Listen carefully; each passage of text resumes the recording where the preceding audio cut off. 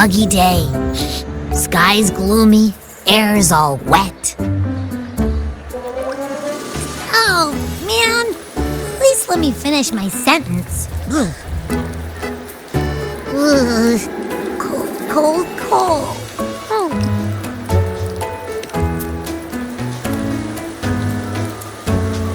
All right. I'm famished. We barely had a bite sprinting all the way here from Ragoona.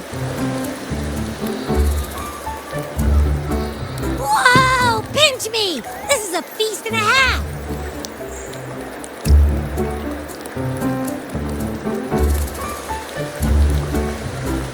Hey, Rover! So, we did bring enough money, right? I mean, we kind of rushed out without grabbing anything. Oh, that? Don't worry.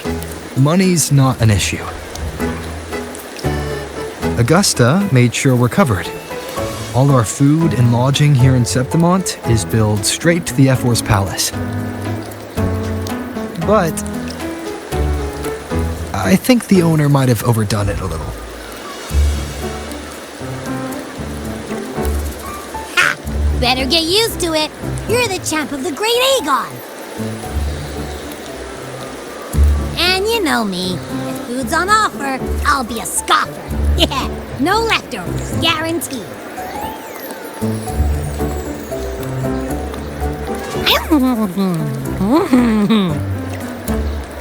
Free stay, free meal. The Zephyr really knows how to treat guests. Maybe we should, hang around a bit longer.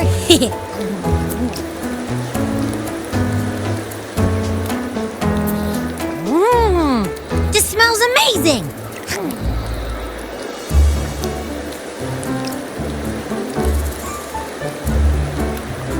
Abby, what do you think Imperator wants me to find? If Cardathia is right, the last clue should be somewhere on the Sanguis Plateaus.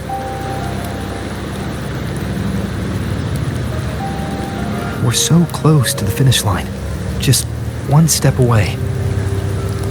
But our pace is slowed. Relax. We're already back in Septimont. What's the rush?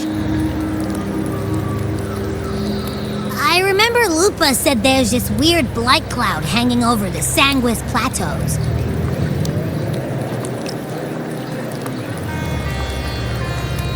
And when the high tide, or whatever, rolls around, all the gladiators go there to hunt tacit discords. Wait, is the high tide coming up soon? The Aphra's invite did say something about a big hunt. That reminds me. Aren't we supposed to meet her today?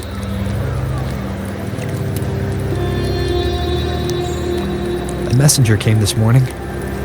Augusta is dealing with an emergency, so our meeting's postponed. It looks like it'll be a while. An unexpected change. It's throwing everything off course. I don't like the feel of it.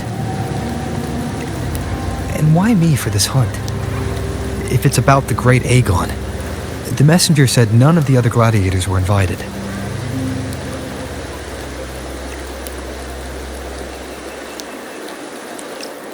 Who knows? Maybe she just wants to test her strength against you. Typical Septimontian, right? You think so? I've only met her a few times, but I doubt she acts on such simple impulses. And as the F4, is she really in a position to do whatever she wants? Guessed from afar, you possess eyes as clear as crystal. But what troubles you so that eyes once bright as the highland sky now darken with rolling clouds?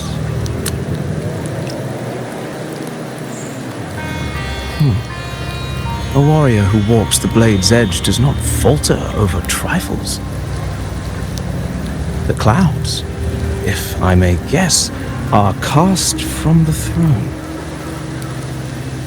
At the peak of Capitolini Hill, Beneath the pale walls of the Ephes Palace, secrets lie buried. And the most intricate among them are those born from the pursuit of power. Even one as honorable as the Epher must learn when to be ruthless.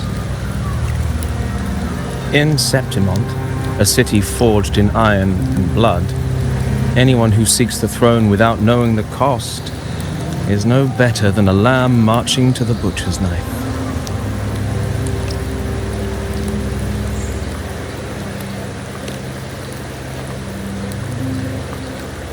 I am Nestor, a traveling poet.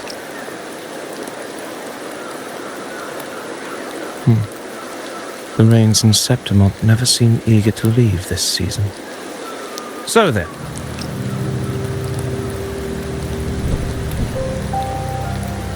if you are curious about the Ethel, then allow me to say that nothing would honor me more than to offer even a modest service to the champion of the great Aegon. Wait, how do you know he's the champion? And all that stuff about the F-word, too. Oh, your eyes. Were we talking too loud? To see and to hear are but two of the many ways to perceive.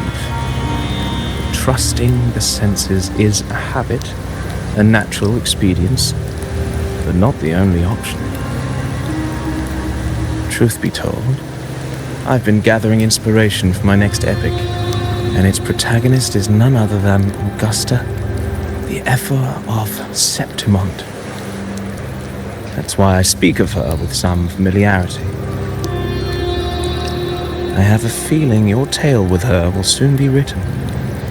And knowing more about those who walk alongside you is rarely without its benefits.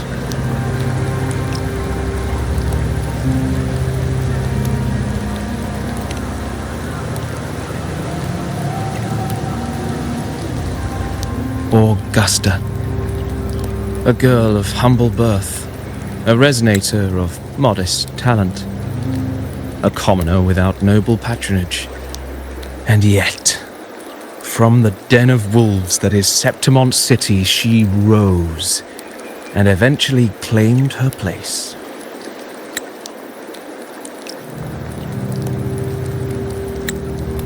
Just like the burning sun was once a cloud of dust.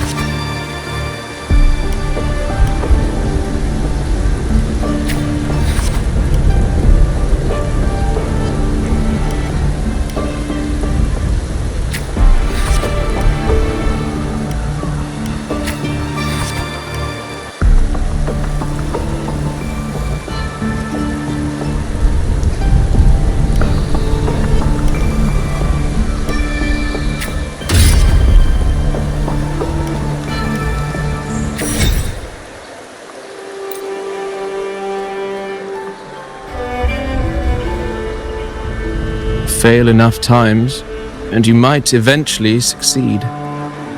Should we call it resilience? Or mere stubbornness? Or perhaps, for a girl who has lost everything, there was never a second option. She had no one to trust but herself, and naught but a blade to hold. And yet, as the first stanza of an epic, this is nothing extraordinary. Since the lament, across the scorched lands of Solaris, I've heard this story repeat itself, again and again. Greatness. Yes, our era has certainly seen it. But true greatness is never found on the first page of a story. Courage, glory, and honor. Such immortal virtues have been etched in tablet and stone. They are never forged overnight. Light as a thread, elusive as the wind, they weave themselves into every twist of fate, tangling with every insignificant choice we make. I don't know. It's just unbelievable. The Augusta he's talking about, and the F-word we saw in the arena. No way they're the same person. A girl far from home, arriving in the city upon Capitolini Hill in pursuit of strength. No title, no status, no wealth. I doubt anyone at the time could have imagined her rising to where she is now. Do you mean Cato? Do you believe Cato handed her that final victory on purpose, and that his scathing words were a test of her resolve? Then Cato must have been an idealist to place his faith in a girl with nothing to her name. Now, why don't we keep this question in mind and see where the story leads us?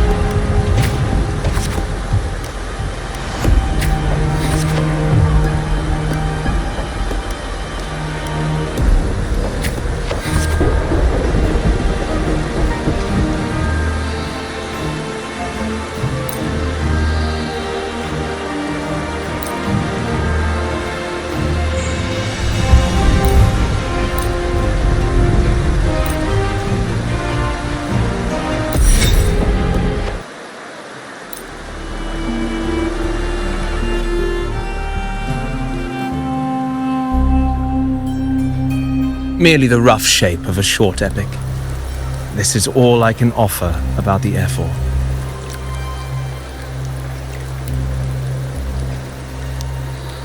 Now, as a listener, what do you make of my narration?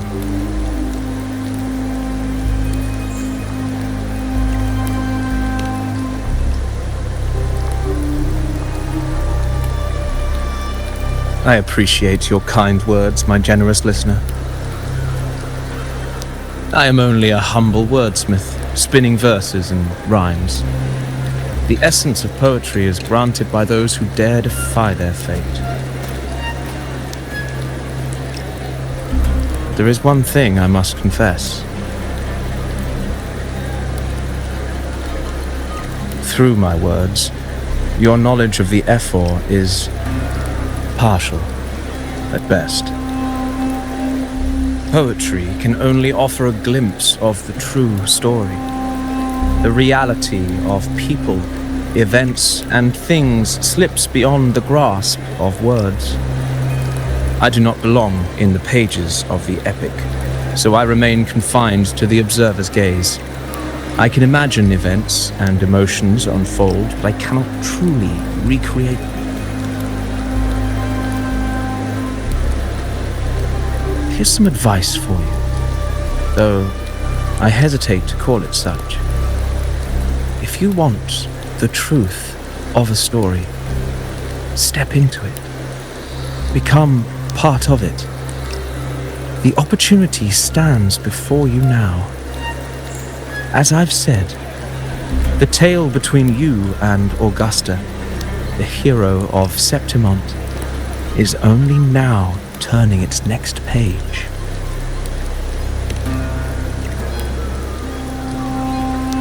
It's not difficult to see. Fate flows like the stars, tracing their course. Your destination is written in the steps you take.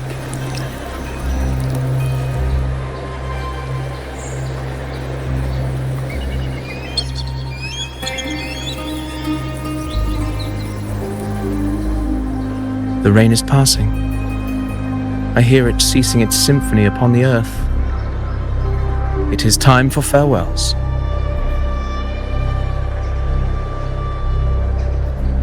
Before I leave, may I ask you one last question? What is it that has lifted Augusta to the seat of power? What is it that makes a ruler?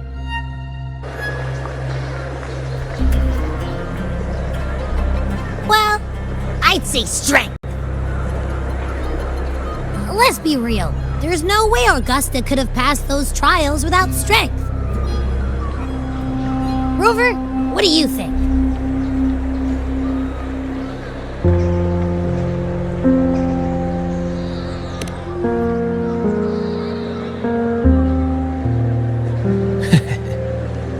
You needn't rush to answer now.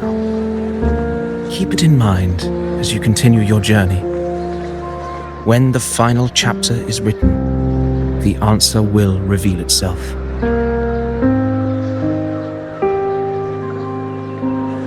Farewell, my friend. Our paths crossed by fate and by chance. Soon, after this brief encounter, everything about me will be gone with the wind. But you, your epic continues.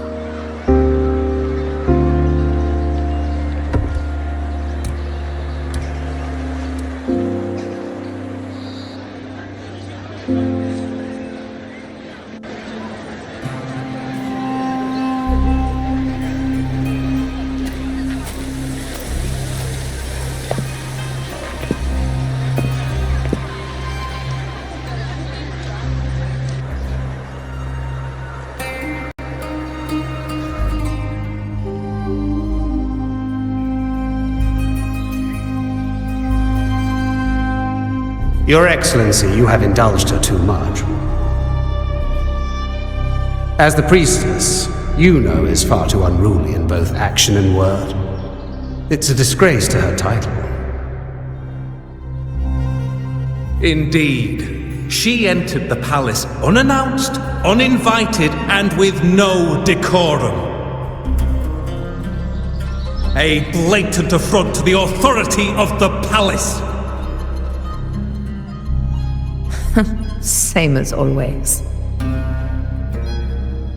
Senators, all she crossed was a doorway. One too insignificant to carry the weight of our authority, or defend anyone's fragile pride. Let us not forget, it is not the walls of Capitolini Hill that command fear. It is my will, my sword, and our relentless conquest. I know your fear. You fear a priestess's voice drowning yours, and a rebel challenging the Senate's rules. But listen well. Power does not bow to sycophants, cowering behind their traditions. If you seek power, then step from the shadows. Face me, and prove yourself worthy.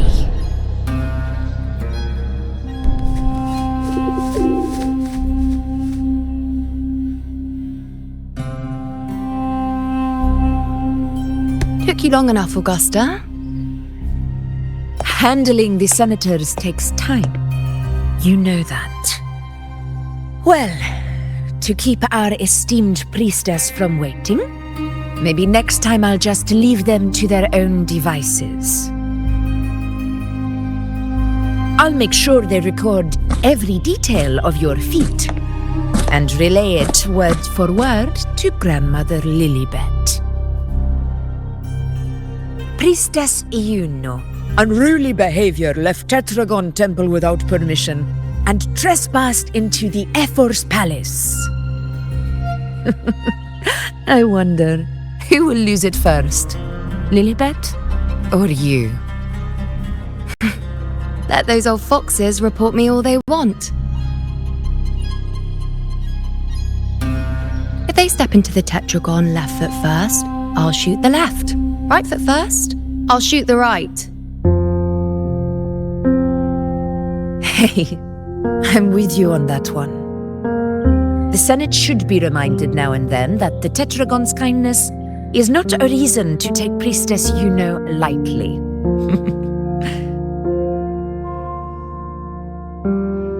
Why didn't you wait there? I had everything handled. We depart for the hunting ground tonight. If anything changed, you could have reached me by my terminal. You didn't need to come all the way here. I want you free of duty until that day arrives.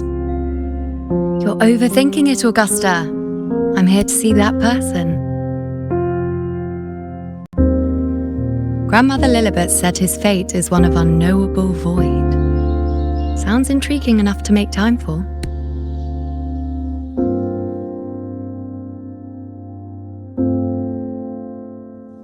So that's it? Too bad. The ship from Laguna won't dock until tomorrow morning, and we'll be gone by then. Ugh, what a hassle. Patience, you know. The warrior has accepted the invitation. So, you'll have plenty of time to meet during the hunt.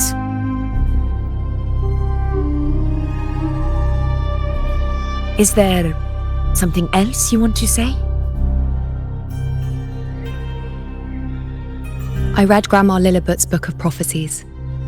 The hunt and our plan, neither end well. Are you sure we should go through with this? Risk does not trouble me. Peril simply requires greater strength. But really, when did you start caring about the temple's traditions?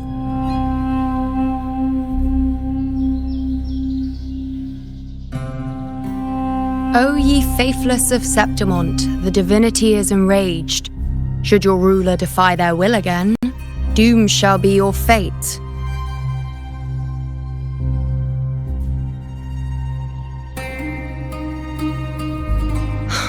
Lately, I've been hearing murmurs from the nobles again about the ancient prophecy from Raguna. I will admit, those words once carried weight.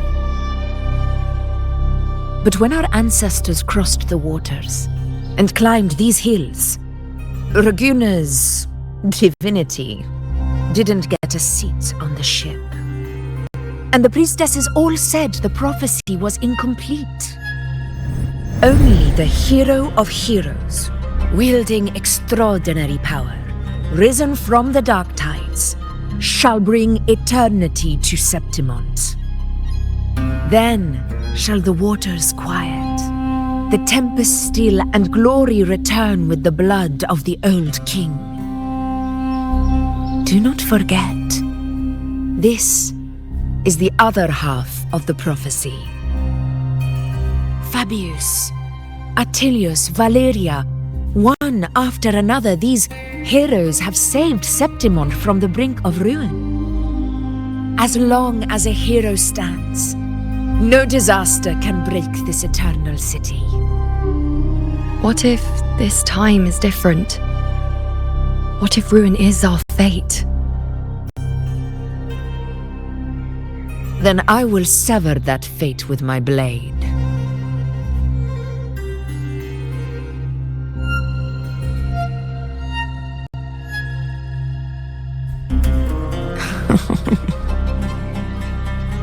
What's so amusing? So, the fearless priestess Iuno can be frightened after all. But it's fine. If you're afraid, don't push yourself. I can handle this alone.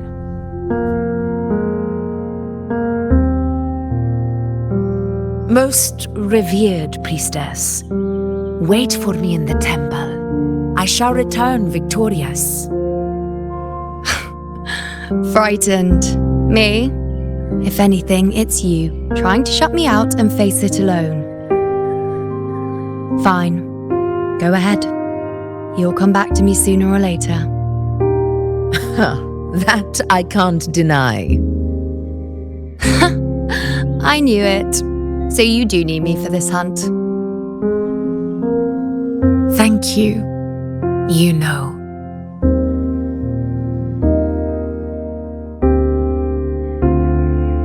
Why are you saying this?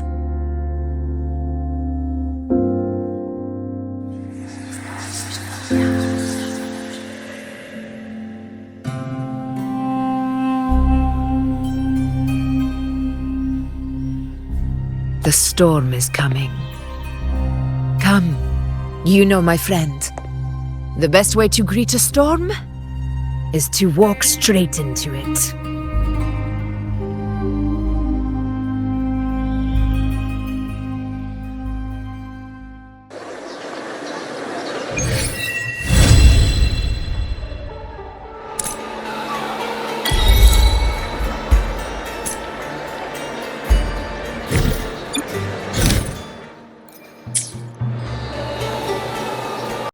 Griffins call, banners gold, glory halls beyond the crossing.